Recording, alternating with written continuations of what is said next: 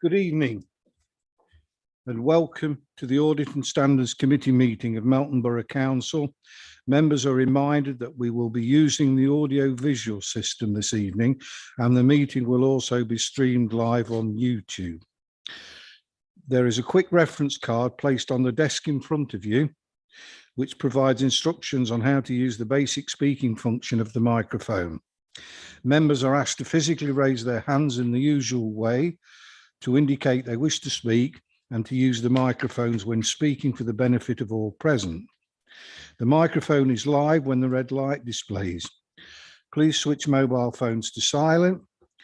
I will now provide a reminder of the evacuation procedure. In the event of having to evacuate the council chamber, please leave by one of the 6 emergency exits around the sides of the chamber. Please assemble at the far side of the front car park nearest to the park entrance. Officers will be on hand to assist persons who require any assistance. Public recording of the meeting. There is legislation that allows the public to film, record or use social media at a council meeting.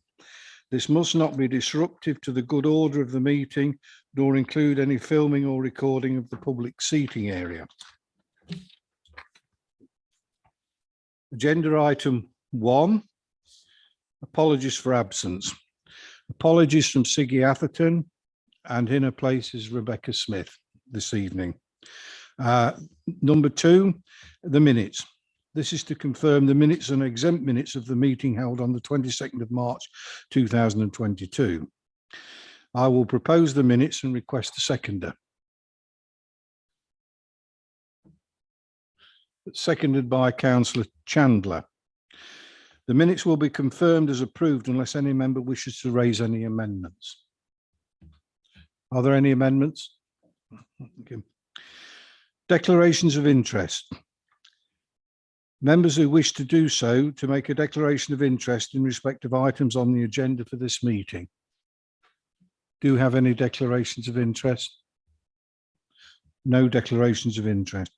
Item number 4, Internal Audit Counterfraud Update Report. The Chief Internal Auditor to provide a brief introduction to the report. I'll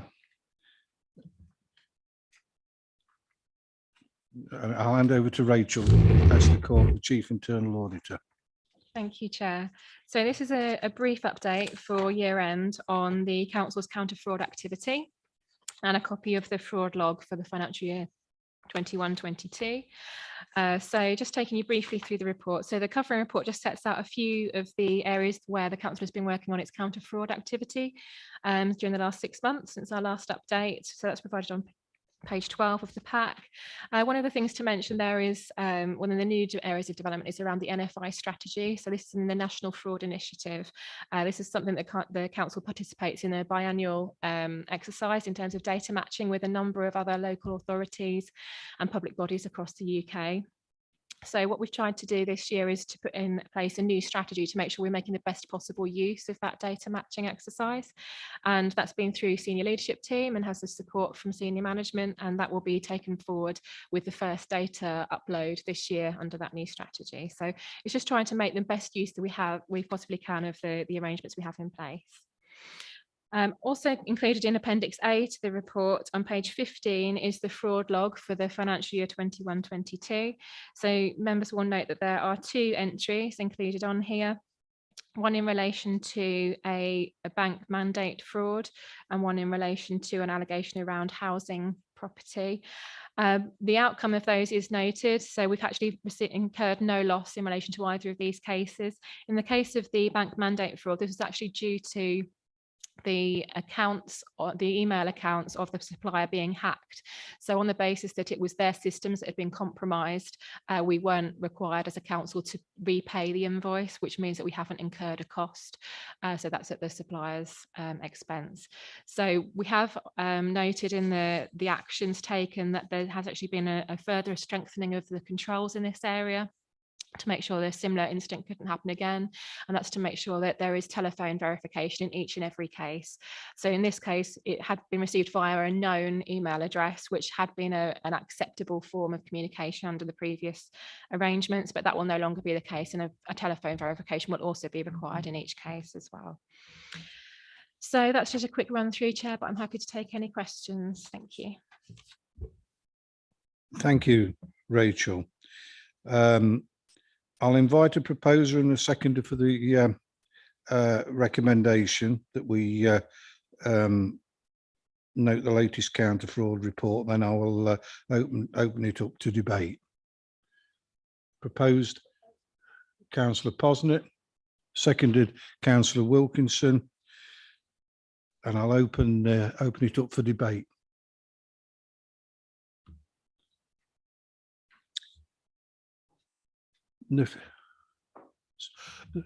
Sorry, Councillor Doug.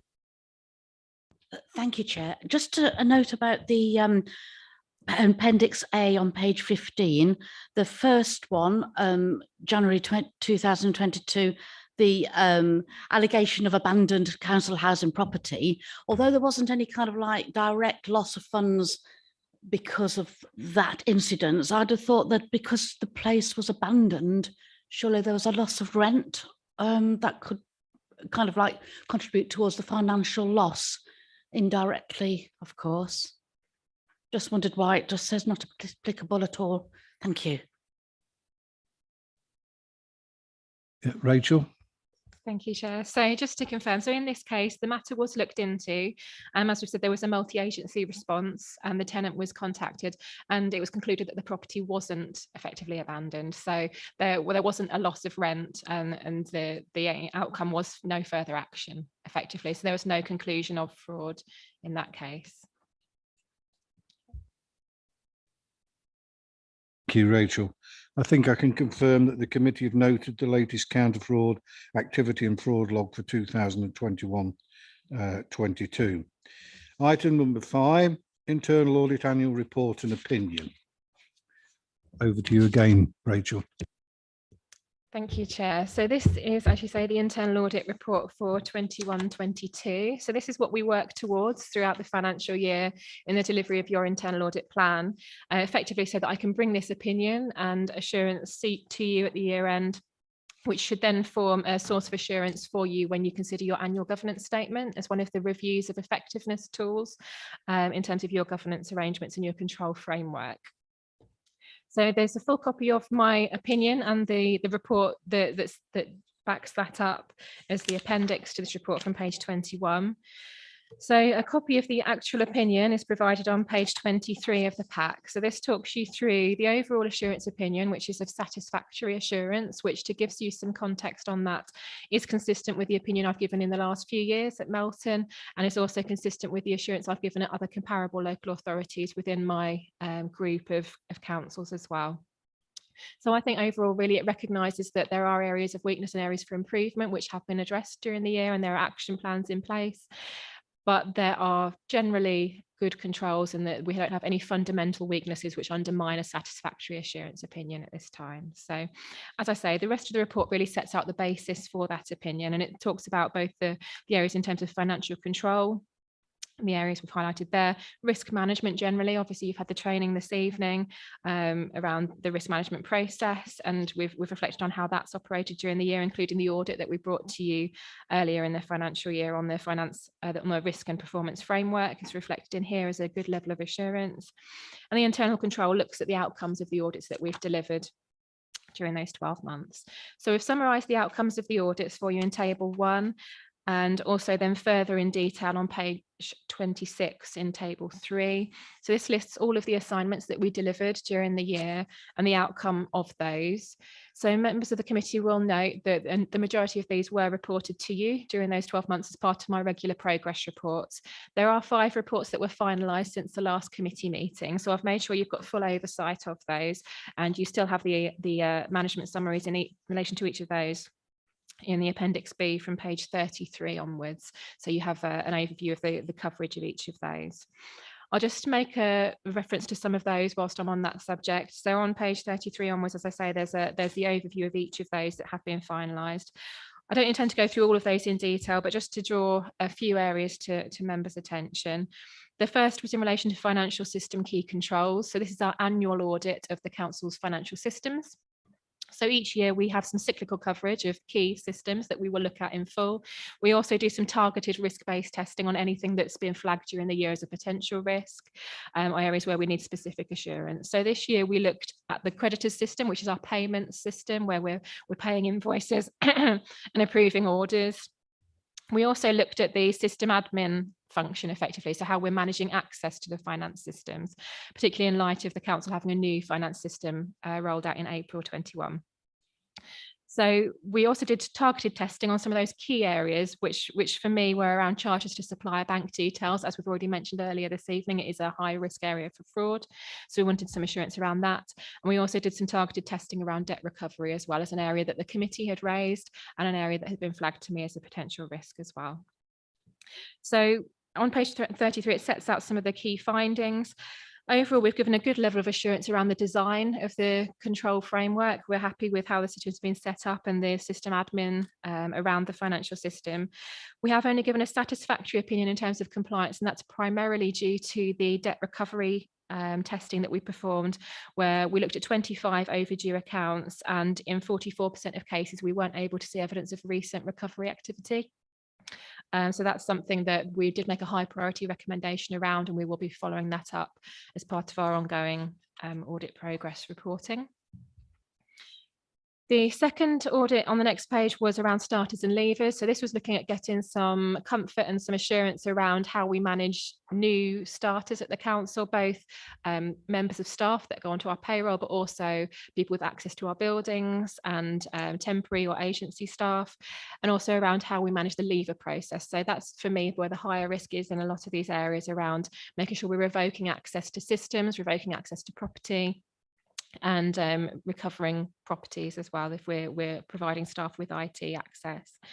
So we've again given a good level of assurance around the design of the controls, but again we did identify some issues around compliance where the leaver forms that we were looking at were not being consistently applied in practice. And this had resulted in some people who'd left the organisation or agency staff who'd left still having active ID cards, so in theory could access the buildings or having access to IT equipment.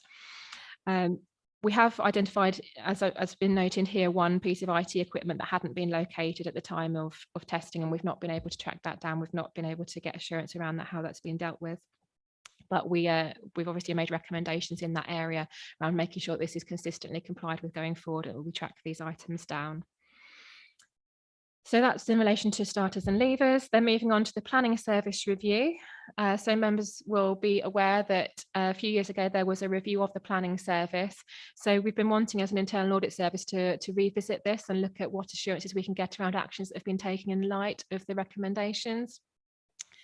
So we undertook this piece of work really to look at what had changed since then and how things had been taken forward. So whilst we were able to see evidence that a number of areas had been addressed and there was justifications where some of the actions hadn't been taken forward, we also were able to see changes in some of the processes in a way to try and achieve greater efficiencies.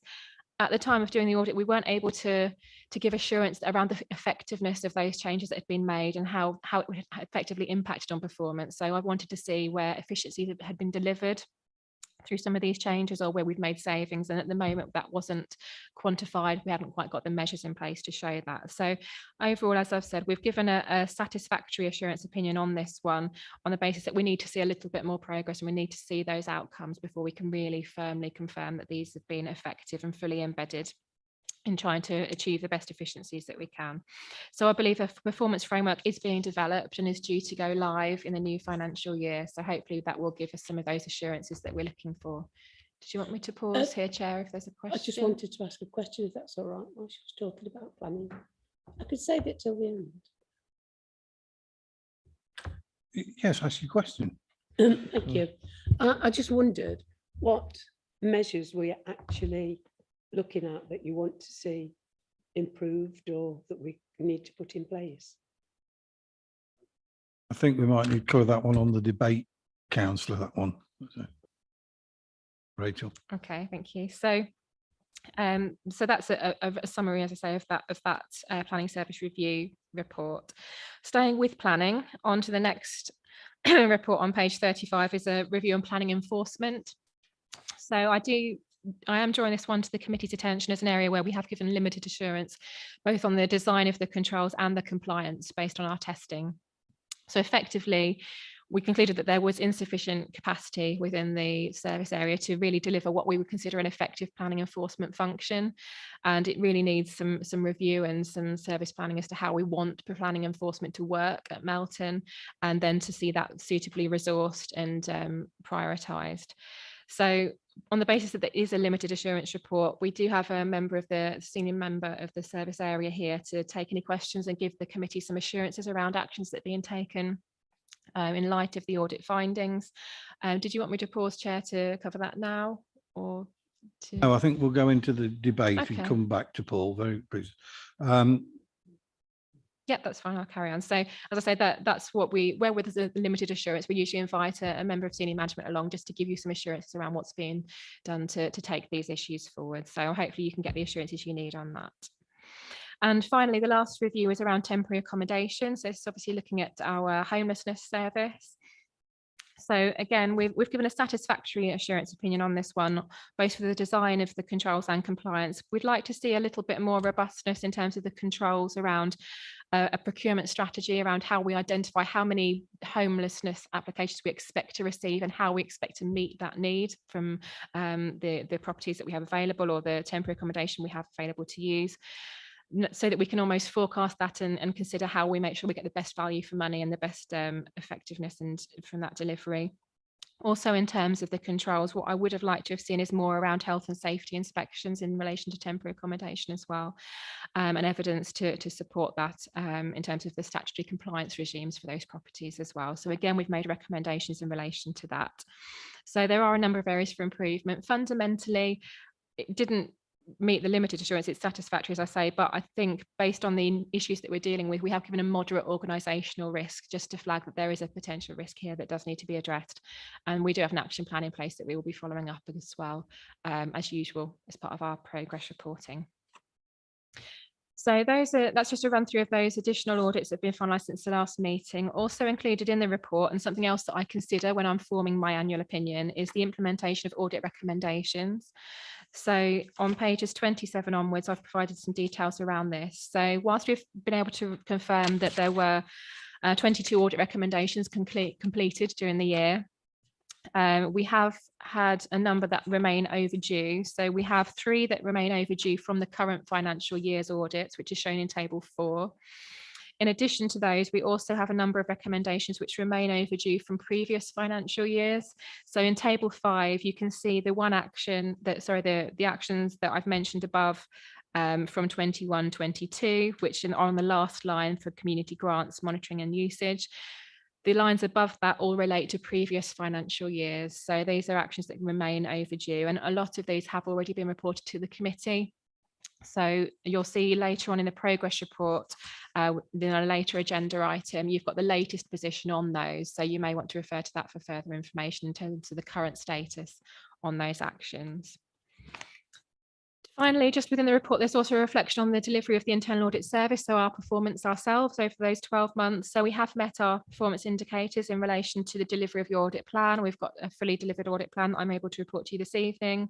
We've also performed well on customer feedback as well, against the target as shown in table 6.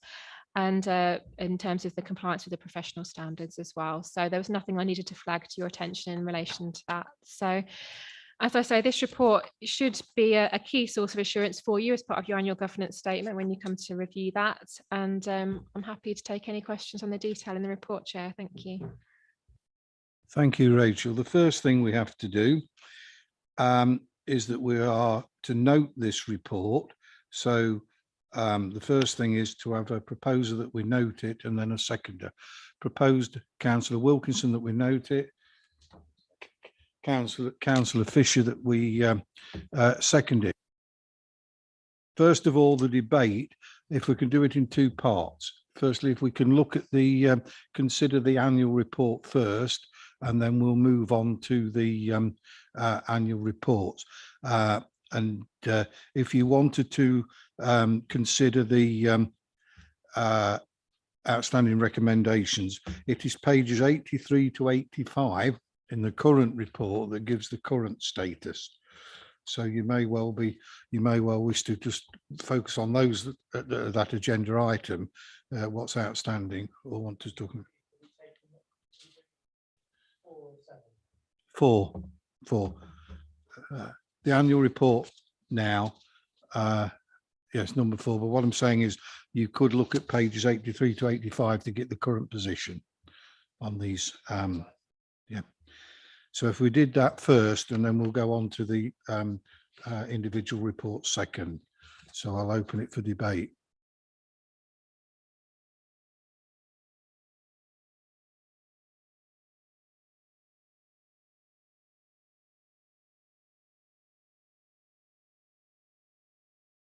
No comments on the main body of the annual report.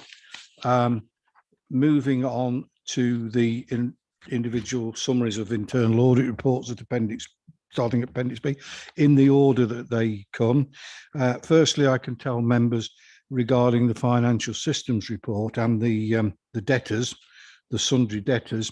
I met with the Director of Corporate Services, the Senior Finance Officer for the Council, and the Income Manager to be told of the current progress in debt arrangements.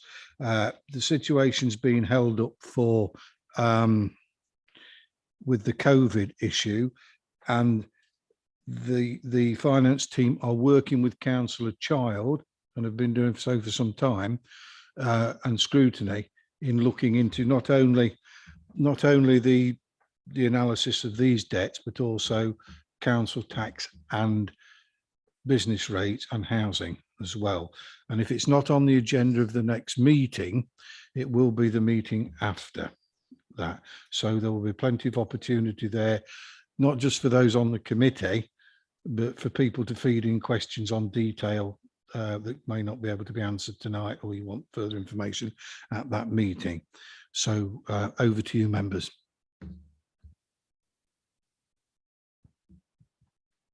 Councillor Wilkinson. Thank you, Chair.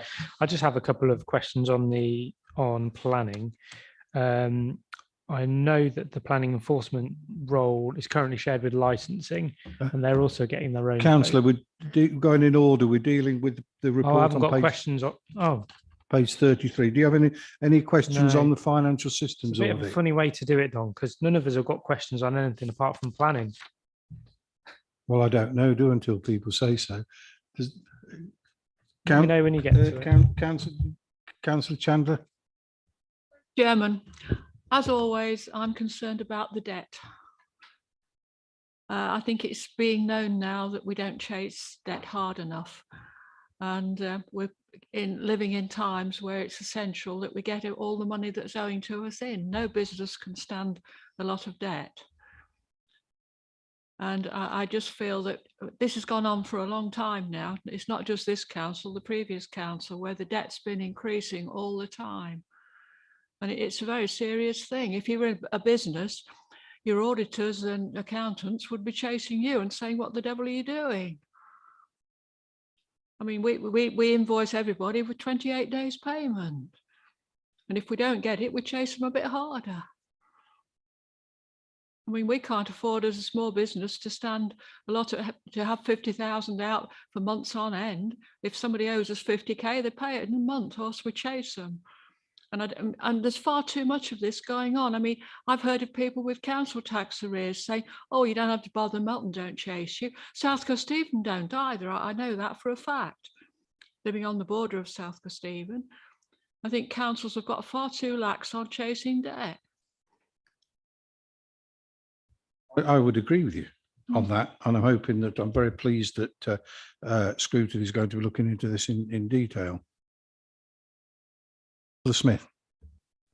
I do think that with things such as chasing debt and stuff, there is a very fine line that you have to tread, because whilst these are sort of very difficult times for us as a council, and we ought to be chasing debts, we also have to remember that most of us are in quite a privileged position, and you can't go chasing debt too hard. Otherwise, you're sort of doing the people that you're supposed to be supporting a disservice.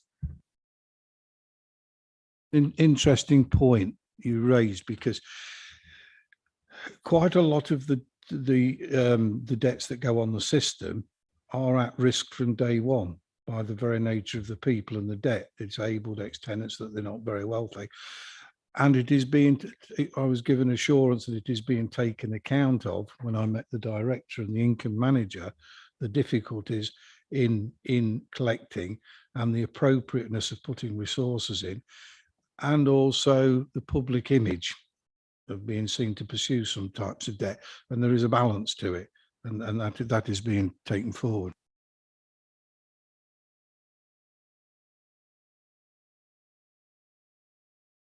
Hector, Yeah, just to respond, I mean, I don't want to get into the whole debate about what scrutiny are looking at, etc. But to actually say the debt is ever increasing is actually not correct. What we've got is, in terms of council tax and business rates, we're actually quite high performing compared to other local authorities.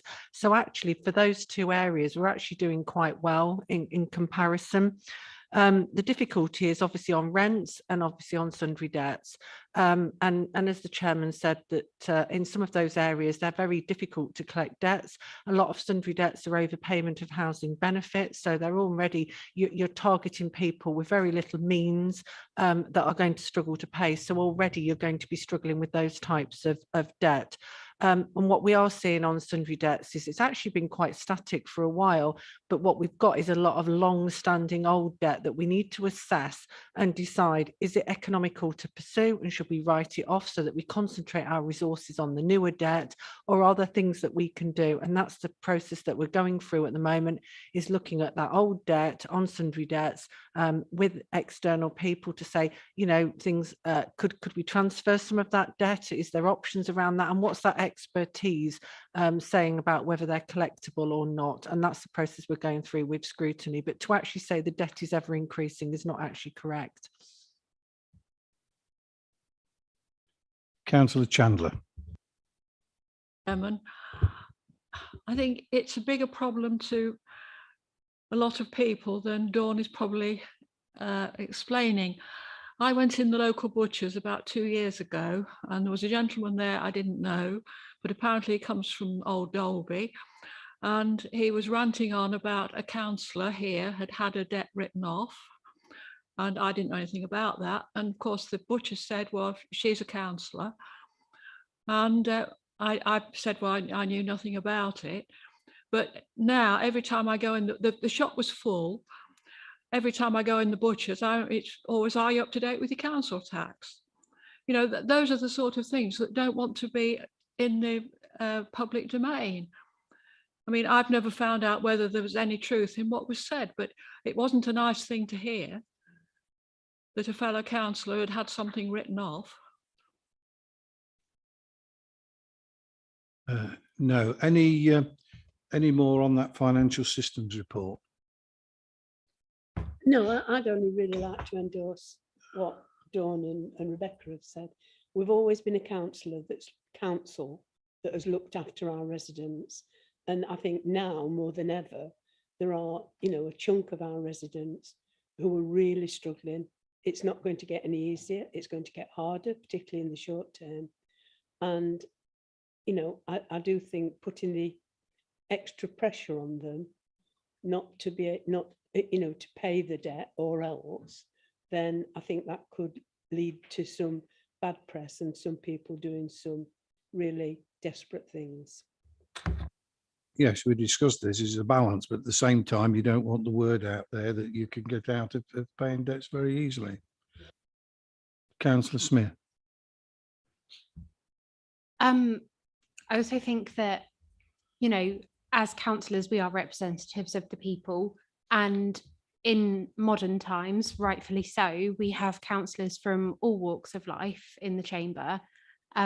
I mean, personally, I've come from a low income family and I'm a low income earner now. I would hope that if I had 15 grand's worth of debt, I would have some support from the local authority too. So we don't always understand what's going on behind closed doors. And I think we need to be careful not to make assumptions about how and why things are being done. Thank you. I'll move on now. Starters and levers. Anybody wish to comment on that report?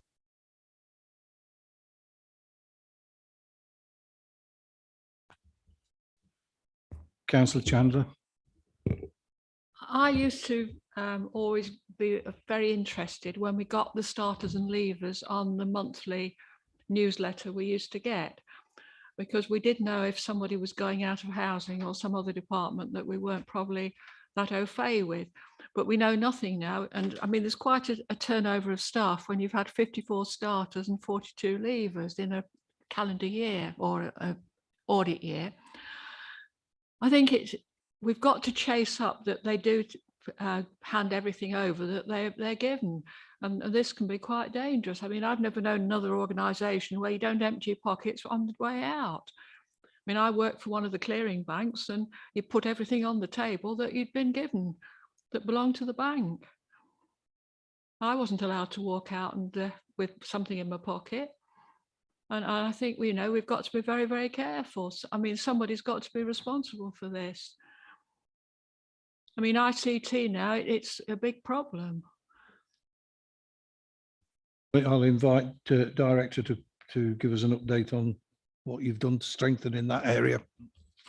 Yeah, we'd recognised even, I think, just, before this audit started, that we needed a better procedure. And I think it's around notifying people promptly, etc., of levers, because obviously the manager's aware that somebody's going, but with regard to IT access, network access, etc., and also door cards, then that information needs to be disseminated very quickly to people in IT, people in the property team, and also as well systems administrators of all kinds of systems throughout the council that member of staff might have access to.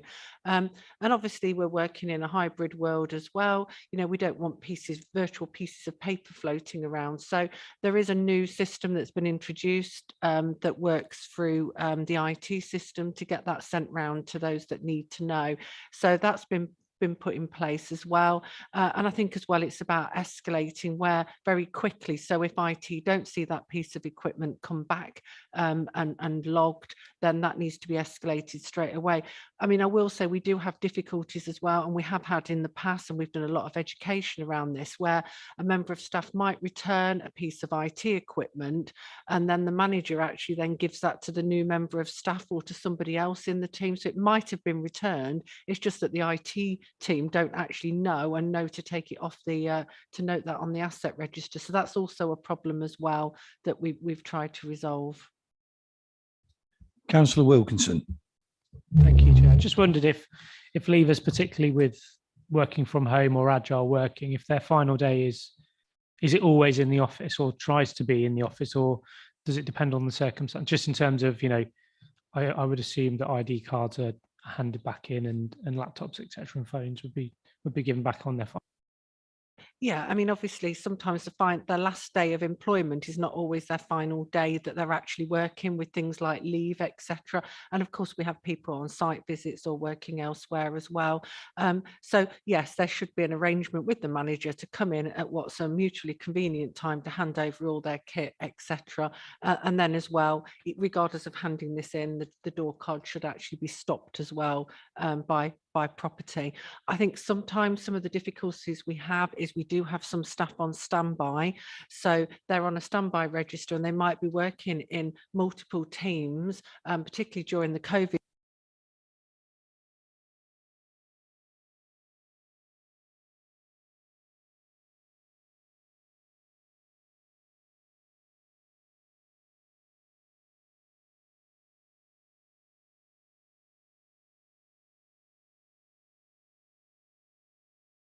Off date. So again, we rely on the manager, and they're the kind of areas that HR wouldn't necessarily know that assignment has ended, because it's not a full-time paid employee. Thank you. Councillor Smith. So I know it's obviously only one laptop and, you know, we're quite a big sort of employer, but it does concern me from a GDPR and safeguarding point of view. Would it not be worth having a system in place where the laptops are, say, numbered, or there's a code for them so you can chase up who it is and you know exactly who's got which laptop? Also, with the high amount of levers that you've got, would it not be worth thinking of doing something such as exit interviews, where you could sort of kill two birds with one stone? You can figure out why you've got so many people leaving, and also take back ID cards, equipment, all sorts of stuff like that, and just have it all done in one sort of half-hour period, and then job's done. Just to come back on that for you, Chair, yes, the kit is individually marked, and that's where we have had issues, because we know it's been passed on when we've realised that we can see somebody connecting in. When you talk about things like GDPR, etc., we can still block the laptop so that you can't actually get onto the system. So that's the solution that we have. And with regard to exit interviews, we do undertake exit interviews, but they're done independent of the manager, because there's some value in the manager not conducting those exit interviews. So they're actually coordinated by HR. Thank you, Director. Can we move on now to the Planning Services Review? I'll open that for debate. Councillor Fisher. Thank you. This is probably sort of following on from what Pam mentioned a minute ago, but if the planning enforcement issue was identified as a weakness back in 2019, why are we 3 years down the line and it's still not been fully addressed? I appreciate there's job adverts out there now, but it's still 3 years been ongoing. It's Planning Services Review report. Planning Enforcement's the one after. Chair, can we take them together? Because there is a level of overlap between the two. Would that be okay? Are you comfortable with that, taking them both together? Okay, then we'll take both together.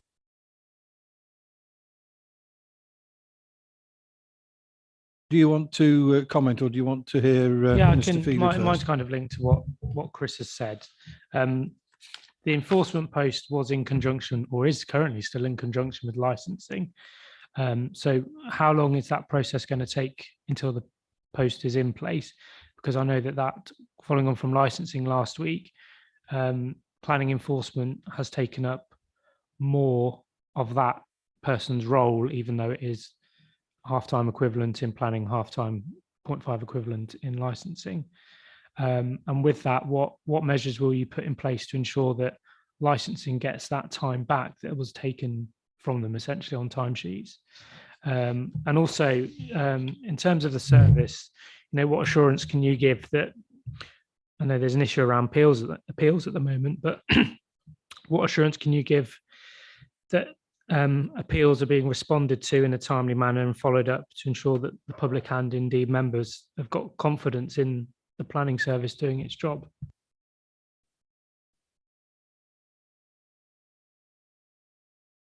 Do you want to respond, Mr. Feely? Chair, it's up to you whether you want the debate, and I can come back on issues or I can deal with them. Are you as content go with Mr. Feely giving an explanation? Thank you. Okay. Carry on. Yeah, thank you, Chair. Yeah, I think the points that have been raised there, absolutely right in terms of the history and the legacy of where we are at the moment. In terms of the enforcement post itself and, the split that we've been seeing over the last number of years in relation to licensing, I think Councillor Wilkinson's point, it was never really 50-50 in practice, is spot on. It wasn't. And we also had the added challenge, I suppose, of that individual not really being a sort of qualified in planning either. So they were put in a particularly difficult position, I think, to actually undertake that job as effectively as they would like, and I think as the business would have needed. The 3 years comment, Councillor Fisher, I can't really comment on that because obviously I'm relatively new to the post, but I do know that the 0.5 full-time equivalent that we've got in post at the moment was a response to an earlier review that understood that there was that lack in that enforcement sort of capability across the board. And I don't think necessarily it was just about planning at the time either. You know, there was an issue in relation to environment, licensing and planning. And it was planning that I think has proved the most intractable to try and resolve. So the 0.5 that we were able to bring in to cover that never really did the job. And I think we were probably already we already knew that before the audit. So from my point of view, the internal audit was absolutely sort of very helpful to us in understanding or to being able to use the evidence to make the case for that additional resource, which, you know, as Councillor Fisher's pointed out, we're doing at the moment with the full-time post for a qualified position being advertised at the moment. What that means in terms of the knock-on effect for licensing and how we might be able to sort of recover that lost time, the Councillor Wilkinson's sort of remarked on. I'm not sure, I'm not actually responsible for that area of service, but I suppose what it does do, it just frees up that space for officers to focus on what they should be doing, whether that's licensing or indeed whether it's planning officers also having to cover off some of that planning enforcement work. So it's another pair of hands, it's a full-time equivalent post, it's somebody who will have full planning enforcement qualifications ideally, and we'll be freeing up people to focus on what they need to be doing. Thank you very much. Members, Councillor Chandler. Thank you, Chairman. People will say I'm always talking about the past, but we had a full-time enforcement officer for planning at one stage, but there was a review of the cost of the planning department. We had a lot of experienced planners who were threatening to leave and go into the private sector where you can get much higher salaries. And it was agreed that the planning enforcement officer role would go and the planning officers themselves would do the enforcement. Now, this worked very well. And when I chaired planning, I used to have a meeting with them once a month, and we used to sort of go through the list of what enforcement was outstanding, how they were tackling it, and it seemed to work very well. But then the experienced officers all left.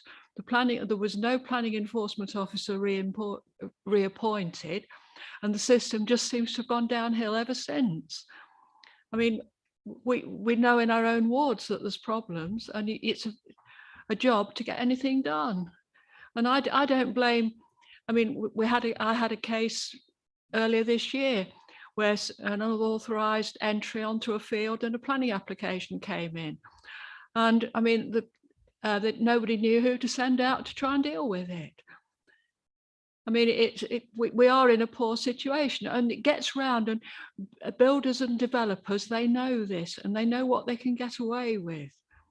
I mean, we've had it in our ward, Chairman, as you well know, where the right bricks haven't been used, the right roof tiles haven't been used, just because there's nobody there to go out and say, come on, that's not what's on the conditions.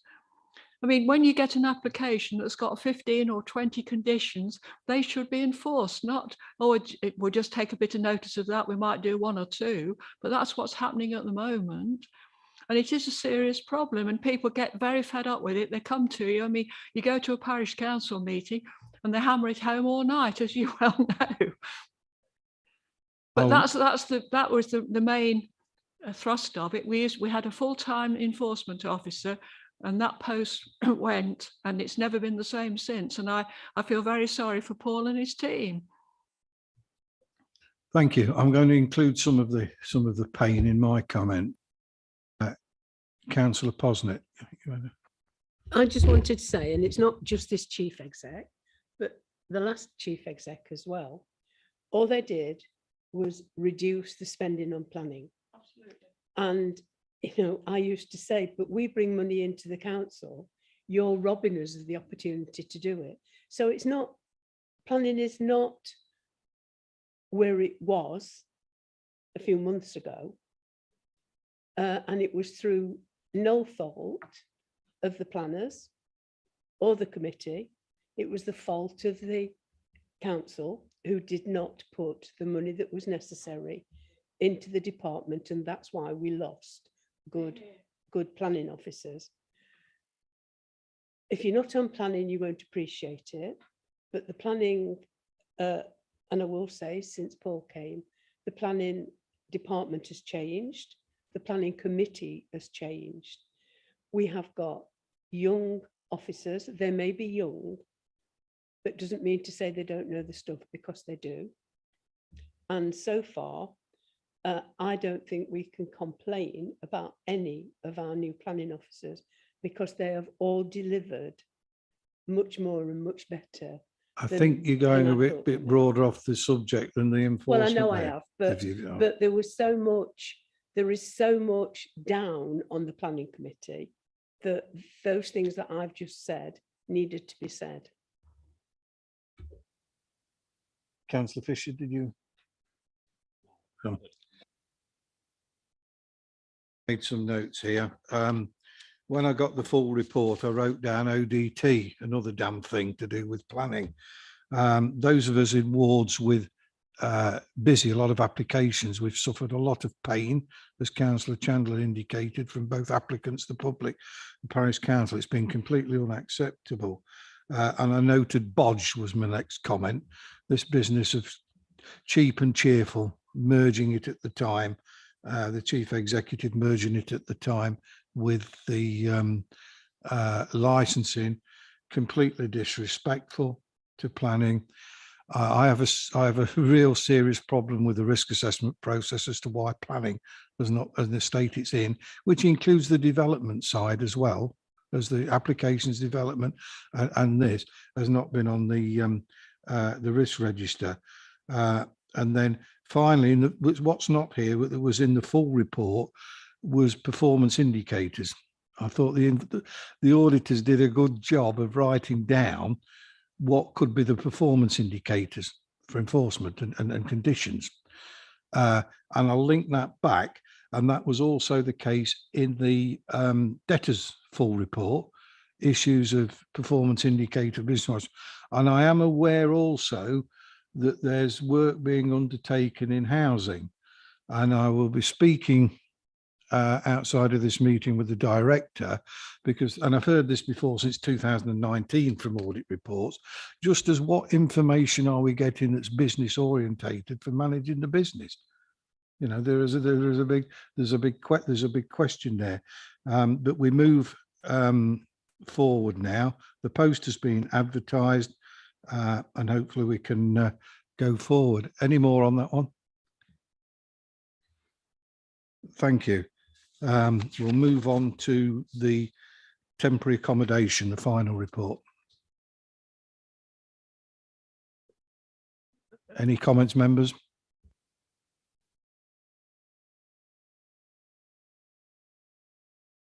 Chandler. I think this is a very difficult one, because when people are homeless, the council has to find somewhere to put them. But sometimes they get put in accommodation that's totally unsuitable for them in villages where we've probably only got 4 or 5 properties. They're totally alien to that village and the countryside around them. They're very unhappy. A lot of them, they get their friends and families and they come and they cause disturbances. I mean, we get it in the bigger villages as well. We've got one going on at the moment, but that's another story. But it is a problem, and I don't necessarily blame this council or the officers. What do you do if somebody comes to you with 2 children and they're homeless, and the man of the family has walked out and left them? I mean, the officers are put in a terrible predicament.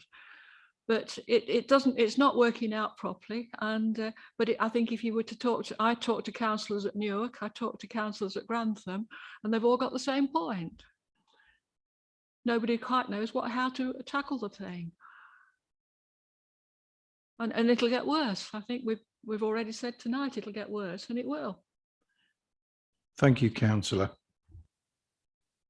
To close that section, I just need to confirm that the committee have noted the report. We've previously done the vote. If we can move on now to item number 6, draft annual governance statement. It says on my order sheet, Natasha Taylor, the monitoring officer, is to provide a brief introduction to the report. Thank you, Chair. Good evening, members. So the annual governance statement 2021 to 22, this report requests that the committee note the draft annual governance statement as set out in Appendix A. The annual governance statement is a key component of the Council's governance arrangements. It's a statutory requirement for the Council to approve an AGS alongside its published statement of accounts. The purpose of the annual governance statement process is to provide a continuous review of the effectiveness of the Council's internal control and risk management systems, so as to give assurance of their effectiveness and or produce a management action plan to address identified weaknesses in either process. Members will be aware that due to the significant delay in the signing off of the 2021 accounts, including the annual governance statement for that year, due to external audit resourcing issues, we have yet to publish the final annual governance statement for 2021. There have been changes to the regulations covering the reporting deadlines for the draft and audited statement of accounts pending a review, and therefore a draft version of the annual governance statement is being presented to members for 21-22, which will be published alongside the draft statement of accounts, which will then be subject to a review by external audit. A final version will then be produced for formal sign-off. Members are invited to provide any relevant comments before it is published alongside the draft statement of accounts. Thank you.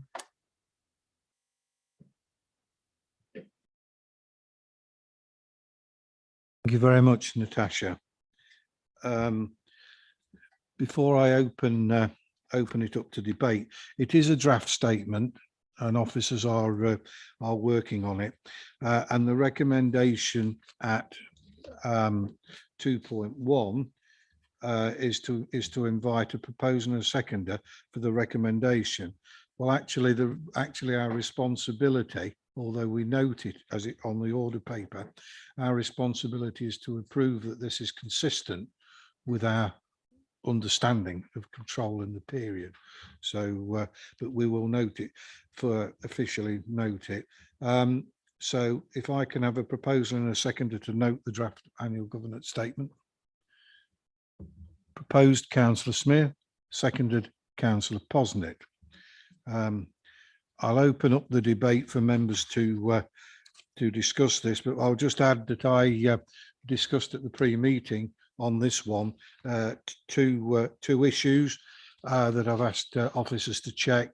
The report says it's a report up to the 31st of March the year and up to the signing of the accounts, and I've asked that to be checked because I can't see how you can actually cover a future period when you're doing a historic report. And the other thing is at the officers are identifying significant areas to pay attention to next year, and I thought the planning section was somewhat light, and it could be more comprehensive about the work that the planning department have got to do. So that's from me. So over to you, members.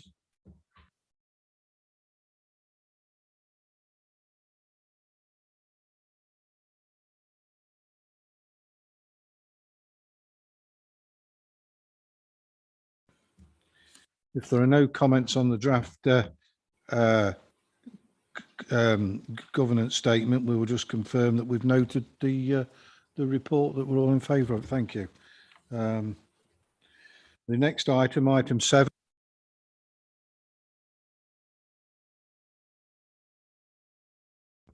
The next item 7 is the internal audit progress report, and it's back over to Rachel Ashley-Court, the Chief Internal Auditor. Thank you, Chair. So the last item is in relation to the current year's internal audit plan.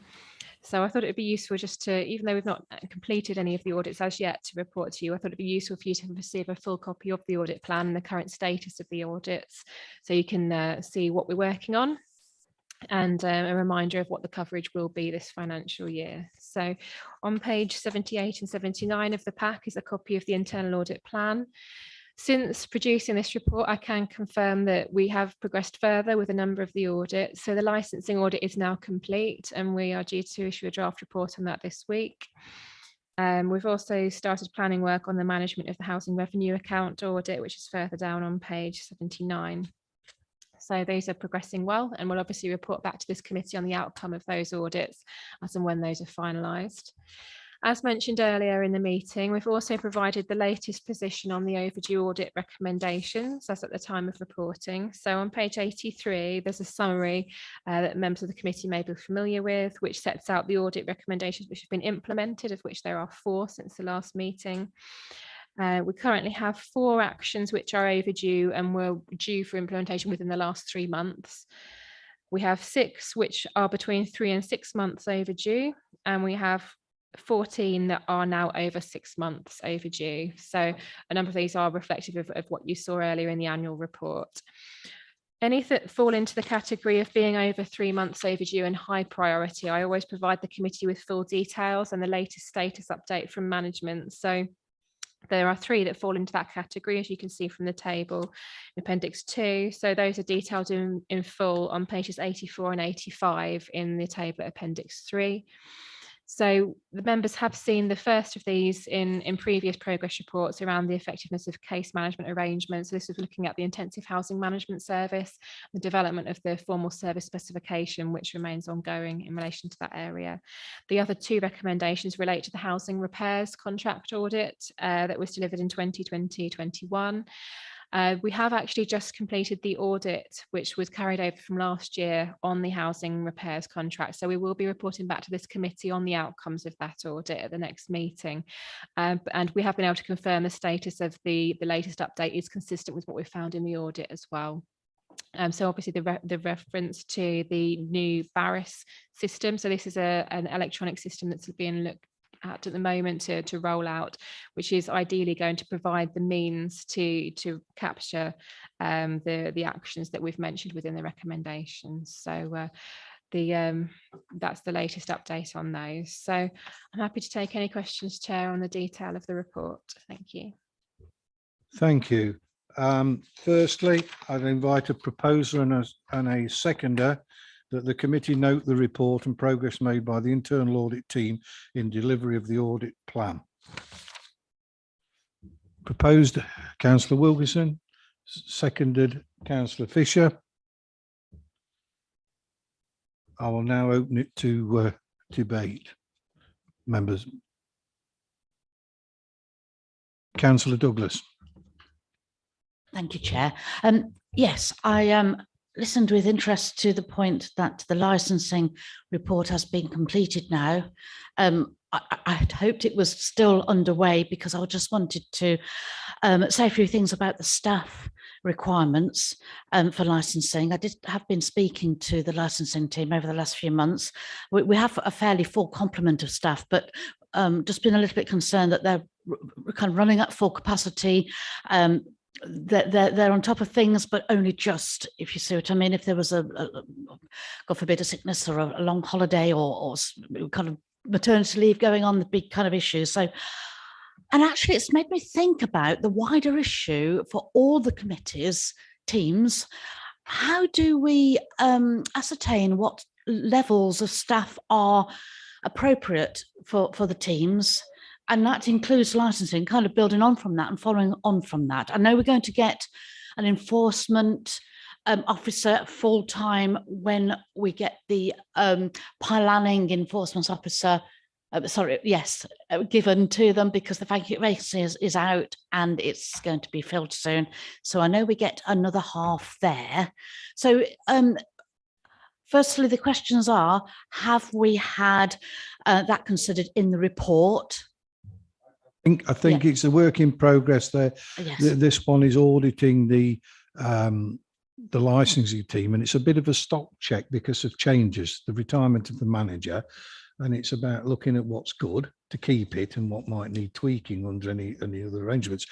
The wider point you ask about workload staffing numbers and funding, I think that's something you ought to take up outside the meeting with somebody on how it's all calculated and prioritised is something you could take up with a senior officer outside of the meeting. I don't think it's appropriate to explore that just now.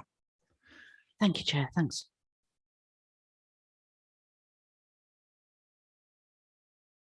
Anybody else? I've just got one point from this. I wasn't satisfied. I'm not satisfied with the response on page 85 that's been brought forward and to be implemented. The recommendation relates to improving control over the approval of variations in housing. That is, there's a budget for a job of 10,000 and then somebody wants to do extra work that costs 11,500. It's a variation to the original price in simple terms. And the things need to be checked, approved, etc. And I'm not satisfied that the wording that the office has given in here actually answers the question.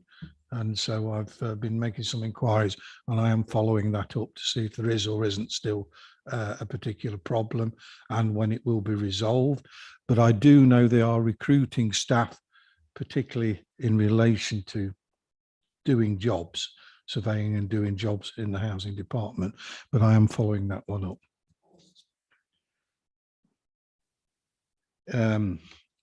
If there's nothing else on that one, then we just confirm that the committee have noted the report. In respect of urgent business, I notified Democracy and the director of a verbal piece, Bribery Act compliance. Work is ongoing in completing a Bribery Act risk assessment, which is required or strongly advised by the Ministry of Justice guidance, and officers, the director and the chief internal auditor have already met on that, and I've been apprised of progress. And there's quite a bit of work to do on that involving departments. And I think the target I've asked if the target to complete that and to come back to the audit committee on the 30th of November. Is that reasonable, Director? Yeah, Chair, I think we're trying to hope to get to the September one, but grateful of the extra time, but that's what we're going to try and do. Thank you. Thank you. I think that closes the meeting. Thank you very much for attending.